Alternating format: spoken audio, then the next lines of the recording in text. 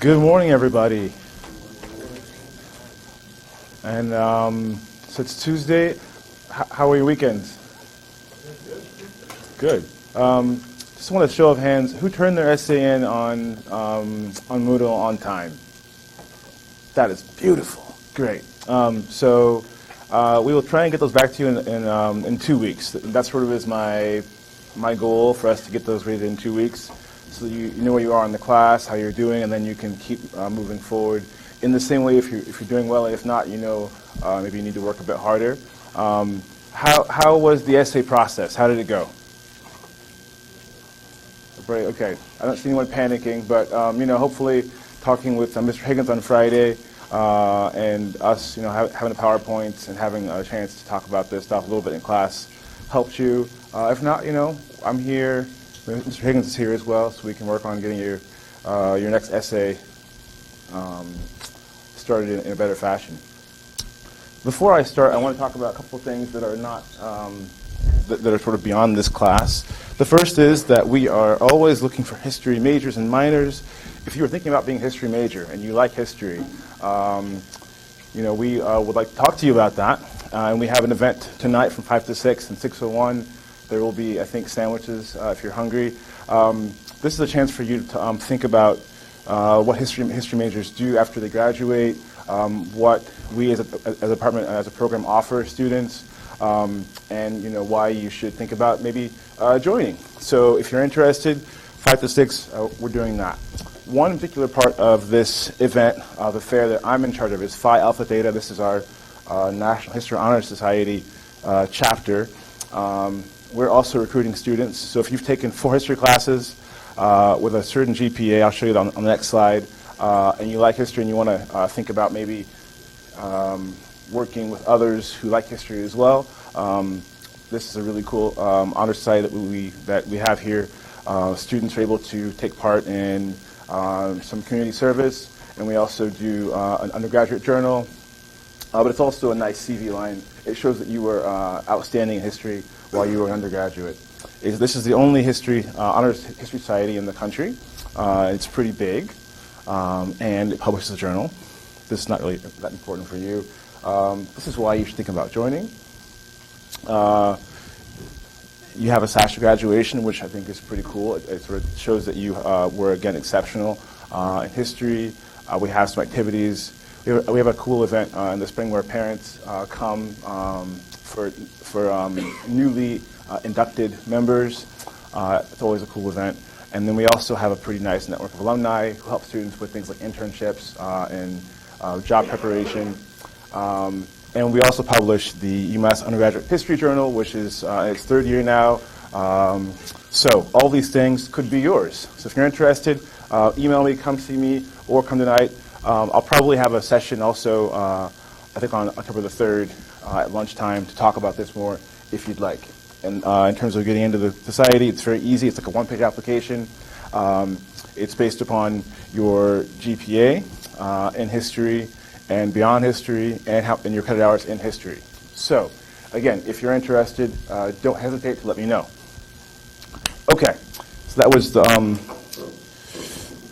got the admin out of the way there. So I would like to ask you all, did you guys bring your essays today? Hard copy? Okay. Go ahead and pull those out. We're going to talk about your essays a little bit. Oh, yeah. Okay. Well, okay. Well, we'll try without having the hard copies then. So what I would like for us to do is to talk about the book a little bit then in your essays. So having had a chance to read through the whole book, how did you find the book? Sad, says Cooper. Shocking. Tragic. Okay, so no one felt that it was a happy story, happy ending kind of thing. Okay. So, like, why was it so tragic, Noah? A lot of things you didn't really have control over his life. It sort of happened. Who will like the samurai class and just how it finds himself in the country and like how to survive. Okay, so he sort of has very little agency, right? He's just afloat in this situation he didn't create. Derek.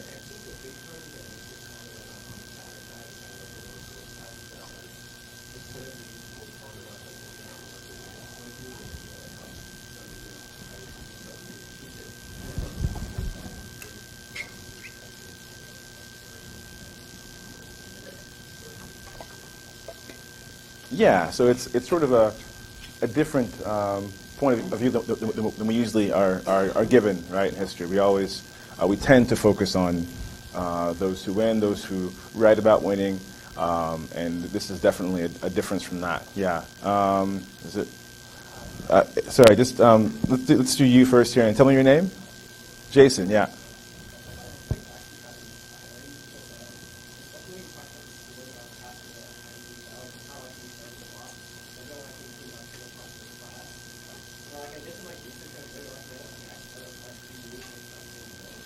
Yeah, yeah. So that's why I was curious that no one saw this as a positive story too. So thank you for that, Jason. Right. So Shibagoro becomes I think he has a high rank in the military. He's very well established. He's one of the sort of top 20 people in Meiji Japan by the end of his life.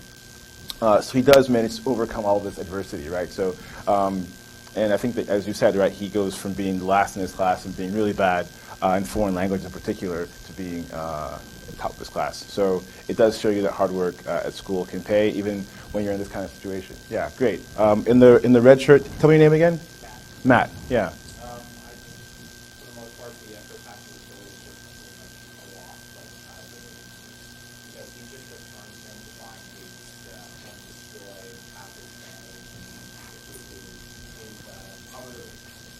Brothers and fathers are like nowhere to be found, which is very traumatic experience. Yeah, if you think about sort of what, the impact, right, of coming of being out in the countryside, picking mushrooms or whatever, right, with your grandmother, and then realizing that your whole family is either dead or has disappeared, right?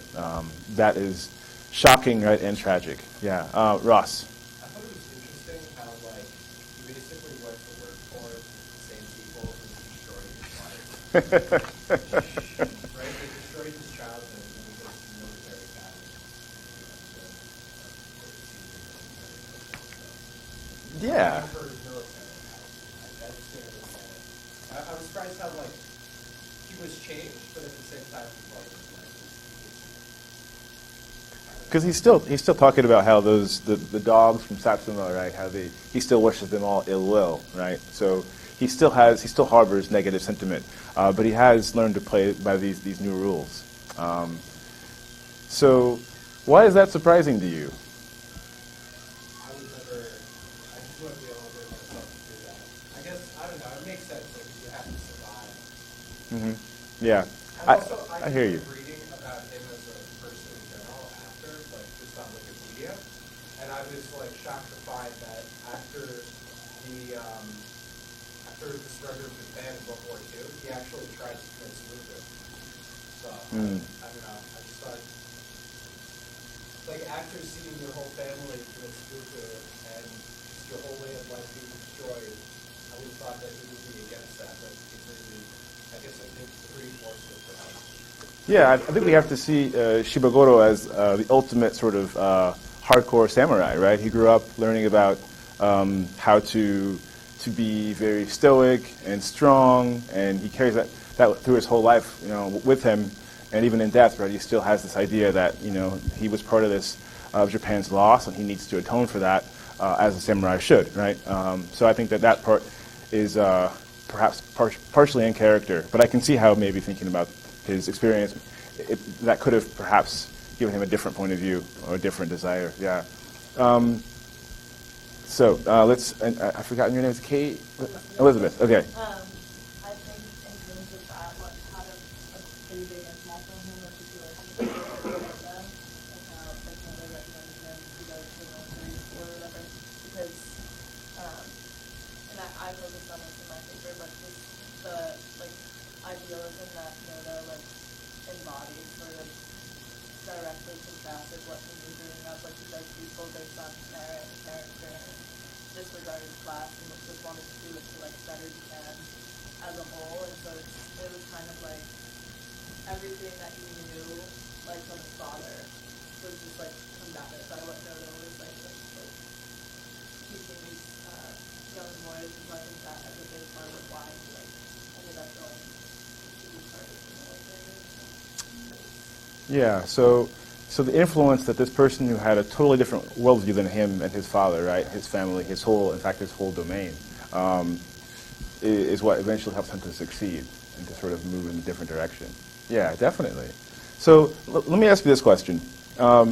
History is pretty black and white, right? Like there were some good guys and some bad guys, or there were some winners and some losers. So how does this story complicate the black and white image you might have of the Meiji Restoration, of the losers, and their poor choices, and of the victorious, well-intentioned samurai of Satsuma and Choshu, who make the new Japan, the Japan that is still around today. Yulia, and then Cash, and then Antonio.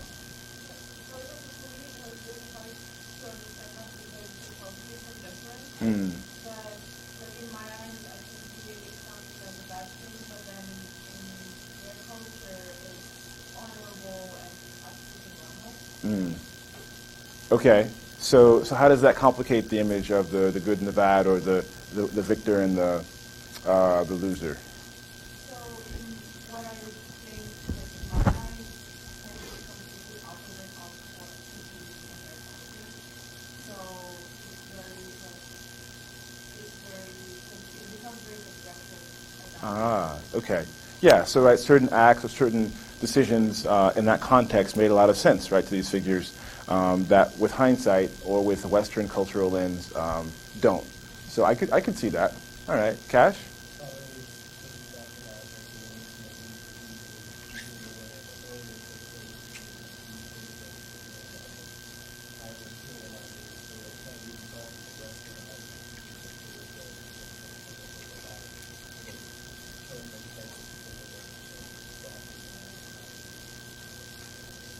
Yeah, Aizu. Mm-hmm.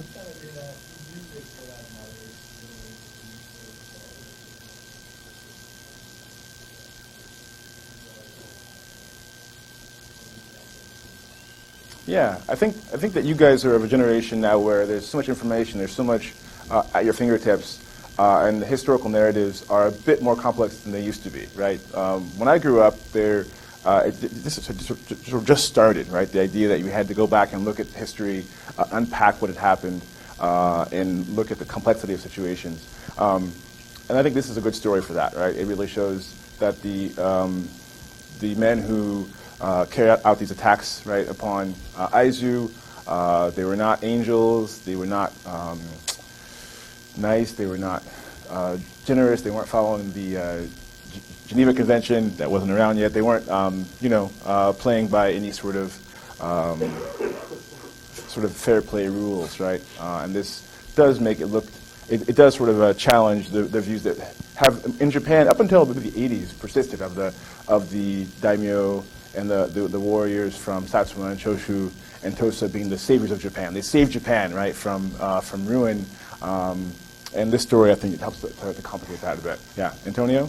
One very interesting character that highlights what he said about like the difference of the good and bad is his uncle.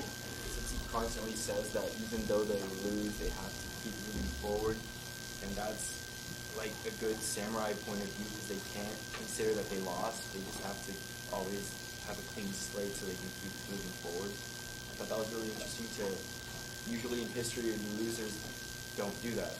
They usually hold grudges. They usually build from what happened in that event. But he just constantly wanted to move forward.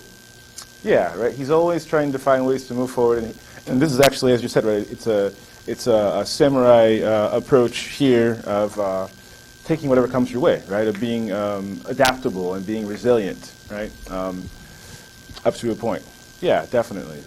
So thinking about moving forward, what are some of the changes that you guys saw in in his life that echoed larger changes happening in the Meiji transition? This is what your essay was supposed to be about. Hopefully you can think about this and have some responses. Yeah. And this column here is like really, these two rows here are really silent, so you guys could chip in. That would be great. But I saw a hand over here. Four-letter name, right? No, Oh, Andrew. Okay, yeah. No, so I talked about how the ideology changed from like Confucianism to a little bit like the enlightenment period that was happening, and so you saw how it changed. Like during the military academy, they didn't teach anything about the traditional Japanese moral values or anything like that. They wouldn't get books on like pragmatism, physical sciences, and everything like that. Okay. So it kind of started to change from moral values and everything more of like what they see and what's learned from the world. Okay, so a more open perspective, right? And also a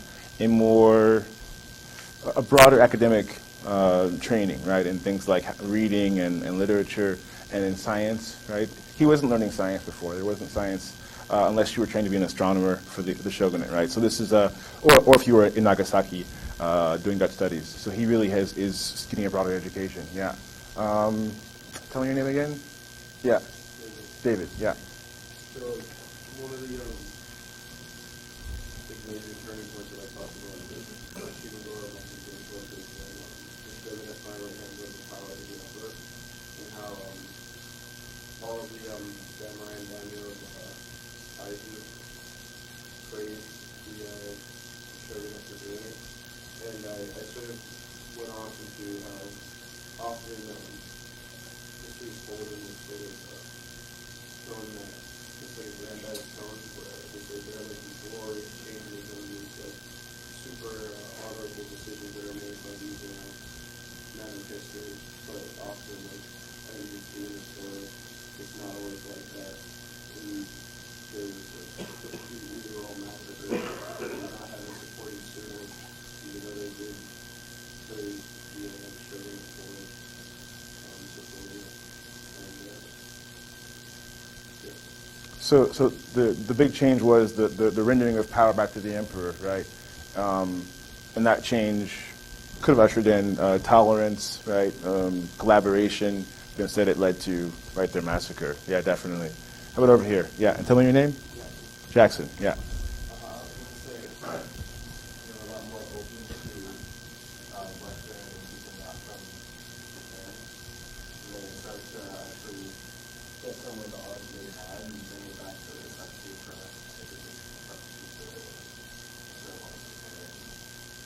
So, like, when do you see that showing up in the life of Shibagoro? The Westerners and the foreign knowledge? Because you're right about that.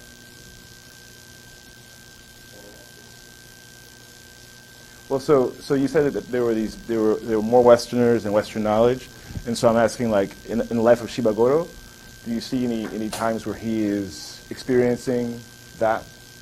More Westerners, more Western knowledge? Okay. So who can respond to who can add to Jackson's response with Western knowledge, Westerners, those kind of things? Yeah. And tell me your name? Ryan, yeah. One example you can see of that is when he goes to the military academy and like the French officers there, they learn French and everything like that. Like it really shows like the military almost entirely takes from the West and just like applies it to Japanese society. Yeah, definitely. Great example. Other examples. And tell me your name? Michelle. Nishal, yeah. Another change is in school, because of the books, some of the teaching changed from teaching values to books that are that teach about like Western society and how it is. Yeah, so I think that like basically like what Nishal and Ryan and Jackson and Andrew have talked about, they all connect really well, right? We're talking about experience that he has in school in particular, right? For him, is eye-opening. He's not talking about seeing Westerners walking in the streets of Edo, right? He's talking about when he goes to school that there are these French officers who are there, and how that has changed everything for him. That there are these French books and other language books that are also being used as well. Yeah, Peter.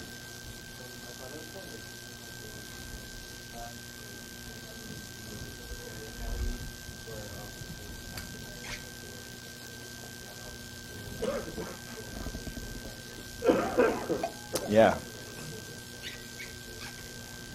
Yeah, very well put, right? So again, history is not a straight line, especially not in Japan, and not during this transition, right? We have Satsuma, who's fighting for the shogunate against the imperial forces originally, the imperial coalition, and then they switch sides and join Choshu and Tosa. And then later on, we have this time period where we have all the French military being the utmost and the best. But the French, as you may know, are going to lose the war against Germany, Prussia, and that will. And there's I think there's some awareness in Japan that the French are not necessarily as good as they seem, so that they're looking for a better model. So they're beginning to adopt their own models from the U.S. and from England, but also to try and take those in Japan who have had experience overseas and bring them into the fore in the classroom. So all these changes, I think, that you've mentioned are excellent. It shows close reading, and I'm happy that you had a chance to read them. We have to keep moving on so we can get to more stuff. But hopefully your essays reflect this depth of knowledge that you guys brought today to discussion. So thank you for doing that, and thanks for playing along. Let's talk about this moment that sort of changes Japan's future. When the new coalition of upstart samurai, young politicians take power, their first step is to proclaim a new Japan. We used to believe that they also changed the name of the capital of Edo into Tokyo, but that actually happens over a couple of years. But right away, they do make a proclamation of a charter oath. The oath is presented to Japan's ancestors, who are all represented on this table here, and in front of the emperor. So the emperor is made part of this. And we'll talk in a couple classes about how the emperor, who before was sort of a not very important figure, how he becomes the focal point for Japan as a country. And it's a very purposeful, it's an intentional process. It's not sort of an accident.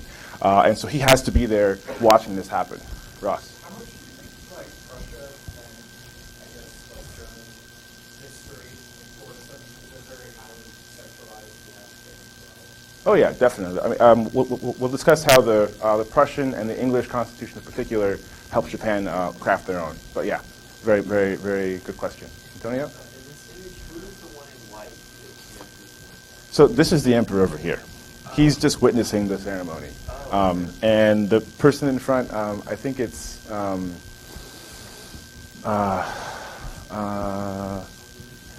which prime minister? Which person? I think it's someone named Sanetomo, but I'm not going to ask you that, so I can't tell the answer to the question, so I'm not sure who's being shown here, and I apologize for that. But I can tell you what's in the text that he's reading. There are 5 main points, right? This charter has 5 charters, right, or promises, and I put them here on this little not very sophisticated thing here. But I want to talk about. So, have you guys seen this before? Yeah. Okay, I thought so. So I want to talk more about this in particular, and I want to focus on Iwakura Embassy because that's what I had you guys read about today, if you had a chance to. So The search for knowledge outside of Japan actually began before the end of the shogunate.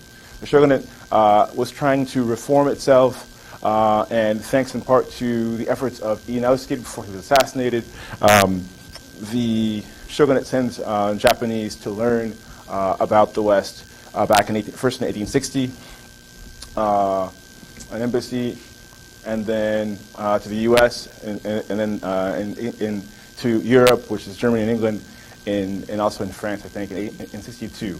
So these events are allowing some young samurai tied to the shogunate to get some Western knowledge. And this is why this is why also in part Western newspapers and things are beginning to be circulated in Japan is because of these two embassies. In addition, in 67, the World's Fair in Paris invites the Japanese to come and have a booth, like an installation. So they build a traditional Japanese house, which people from all over the world are going to go look at to understand Japanese culture and society. And Japanese staff this installation. But the major shift, right, the major moment is Iwakura Embassy. This is an 18-month voyage, and it's actually quite revolutionary. They go, half the government leaves from Edo, and they make their way through the U.S., where they stay for 6 months, and they also go to France. They go to Britain, Great Britain, for 4 months. They also go to Germany, as well, and other countries in Western Europe. They also go to Russia, which they see as part of Europe, and then they come back. And there are also, this mission also includes 5 young girls. So if you can imagine daimyo or high-ranking samurai tied to the shogunate, which no longer has power, they're trying to find a way to get back into the political power structure. And they're having trouble, right? And one option seems to be for their daughters. And so the new government asks for 10 volunteers, families, to send their daughters along with the Iwakura Embassy. Only 5 apply, and these 5 young girls, who are from the ages of 6 to the age of 17, go to the U.S. And stay. Only 2 stay for a long time. But anyway, the larger goal of this trip is to understand Western dominance, right? Western global hegemony. How does the West do all this? Why are they so powerful? Why is, in turn, why is Japan so weak? David. Imperialism. They'll also learn that from this trip and other things as well. Yes, but they also want to understand, even in the country itself, right? Like what makes these countries so strong. So how these things work together. So they visit schools, factories, mines. They look at train technology, train stations. They visit military parades as well. I want to highlight one thing also is that they're also thinking about the place of the woman in society in Japan. And the emperor, before they leave, tells the Iwakura Embassy this.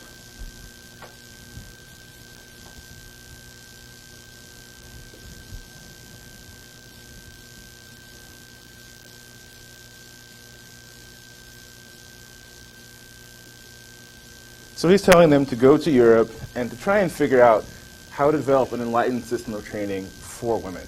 So what does he want? What is his goal for women in Japan, based on this text? And the emperor, by the way, he said this, but it's a script that he helped, or he was given, or he was helped to write by some of the samurai who helped to turn the corner for Japan. But yeah, what's his goal for women in Japan? Yeah, I think I saw your hand, Noah. Yeah,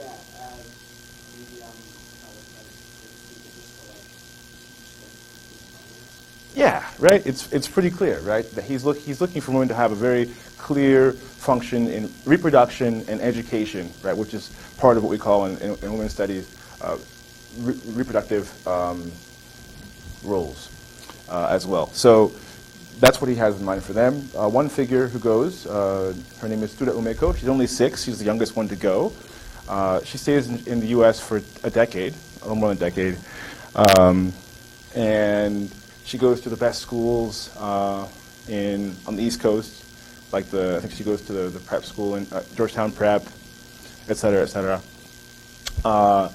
And then when she goes back, she's asked to be a tutor for the Prime Minister's daughter, and she's very frustrated about what she sees in Japan, because even though the U.S. is not sort of light ahead of Japan, it does seem that she's not as free in Japan as she was in the U.S. So she goes back to the U.S., gets a degree from Bryn Mawr, and then she returns to Japan to establish the first women's college in Japan, Tsuda College, the first private women's college in Japan, and becoming also later on the first YWCA president in Japan. So I mentioned that just so we can sort of see that there's the government, they're all involved, but they've also brought these girls who they hope will also change Japan. They have in mind that the girls are going to become model mothers, right? Maybe model educators for mothers, right? But obviously when you open the door to education and international travel and experience, things can change dramatically. On the Iwakura Embassy, during his travels, one of the top officials, his name was Kido Koin, he is looking at education in general, and this to him seems to be the most important thing for Japan. So he writes a letter to a friend back in Tokyo explaining this.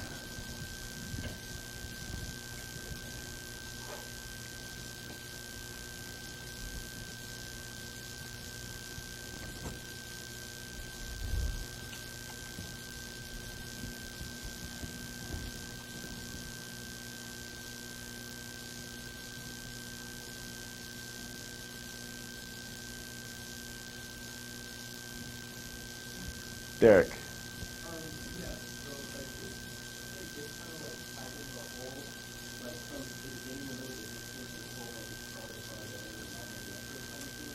What if this was done kind of shows how like the Japanese are actually more like the Westerners are they just want like to be happy. Like they're not like accepting that this is like a higher like form of learning or like a higher level like side of it. It's more like this is a necessity that we have to do. Yeah, so this shows a real shift, right, from anti-Western sentiment to playing by the rules of the Western powers, definitely. So, I mean, this is a clear statement of what he wants to do. And I wanted to take a second. This is also a question that, please be honest, because I know that you've got a lot going on, and I'm trying also to decide some things. So I gave you guys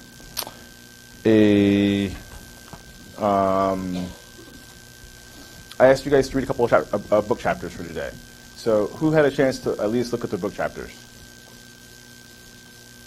A couple? Okay. All right. A few of you. All right. So that's fine. So these chapters were about, they're looking at the individual stops of the Iwakura Embassy in different countries. So one was about the United States, one was about Great Britain.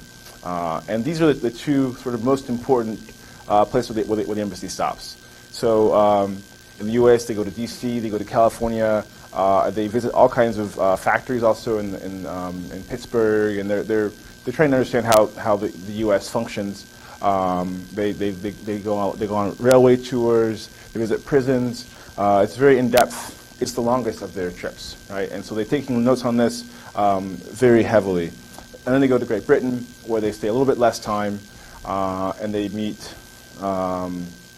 the Queen, they meet the Prime Minister, they meet Japan's, the ambassadors to Japan from I should say, the foreign ministers from Great Britain who are assigned to Japan.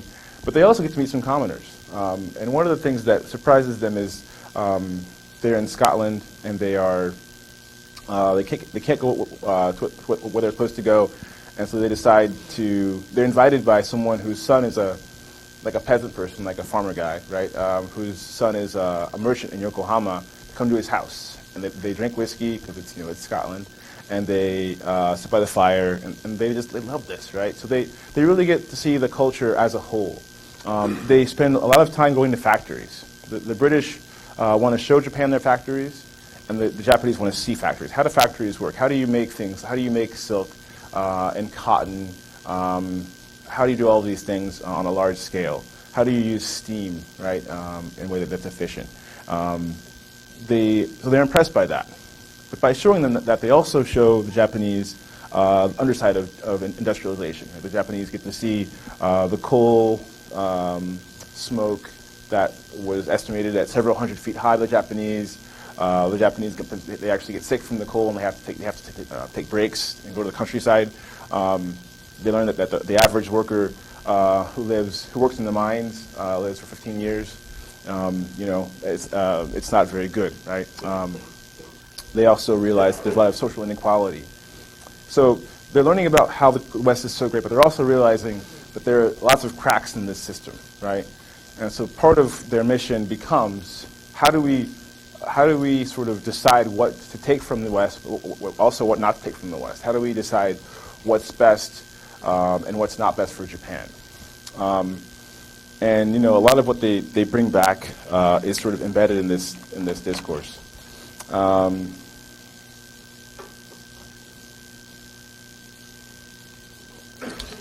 I've also written a bit about how the embassy is trying to also understand symbolism, right? So they go to visit all these important historical sites where all the tourists go in Great Britain. They go to Holyrood Palace, and they go to the Tower of London, all these kinds of things.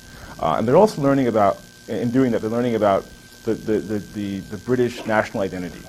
Because what it means to be English is not the same as what it means to be American or to be anything else. And at this point, there's not really even a Japanese identity, so to speak, right? And they're trying to understand how do you build that. And so they're also, as they're watching the military parades, as they're going to see the Tower of London, they're trying to understand that as well. So all this knowledge gets written down in an official expedition journal, in a diary of Kido Takayoshi, Kido Koen, as well as in other texts as well. But it's only part of the mass sort of information and knowledge stuff that happens from the West into Japan. But it's very influential. And so before, you had a chance to write about these things, but I want to just go over a little bit of what happens when the embassy begins to send messages back to Tokyo to tell them what to do, how to govern differently. The first is that they mandate a conscript army, right?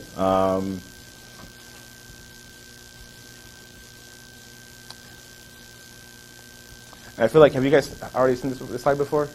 Yeah, okay. So recall the conscript army, and recall that there was a lot of resistance to the conscript army. The Imperial Army, this is the army as it begins to look. With at this point, they're moving from French towards later on towards Prussian military dress. Education, right? They mandate education first for 4 years and later on for 6 years for all boys and girls in Japan. A big change, right? Also includes a new tax to make that happen.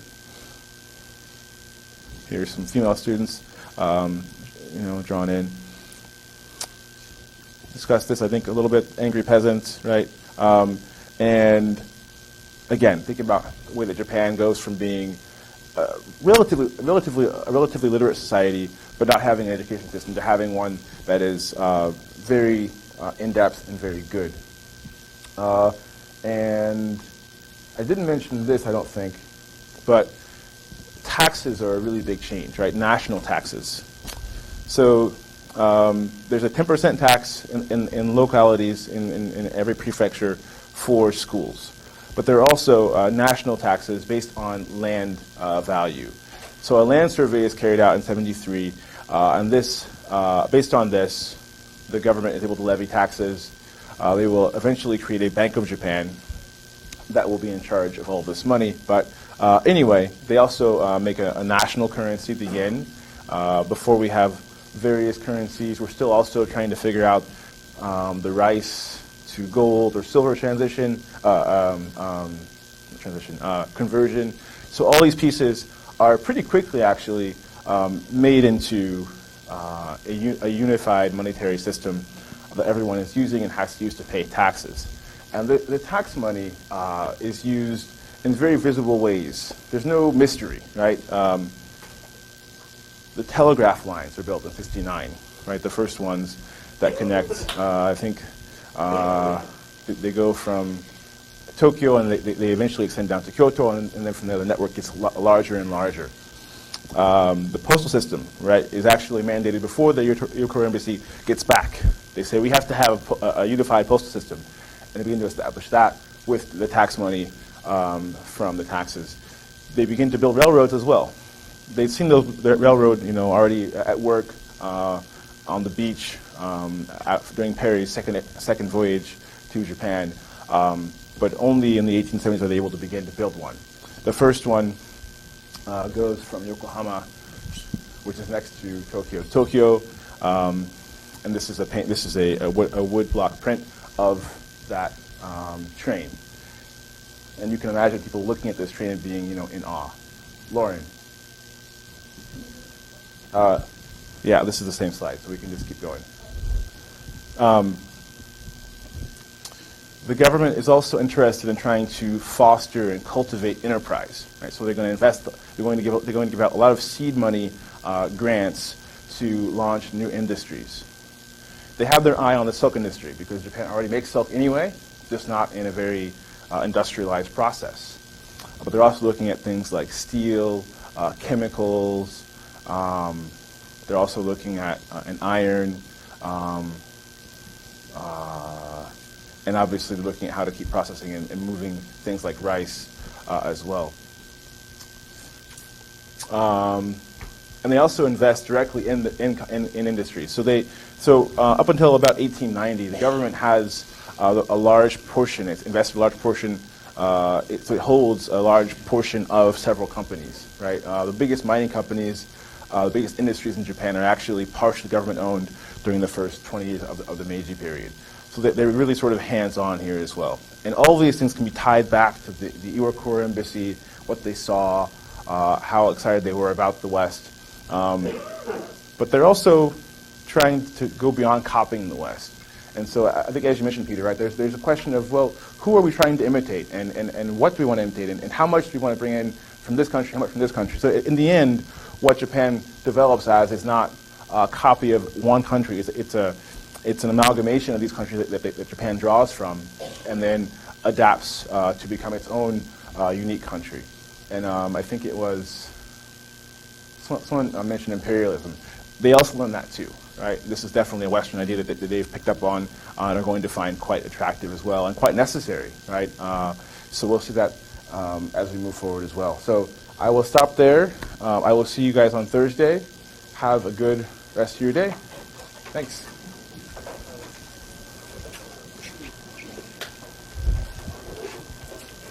Hi, Cameron.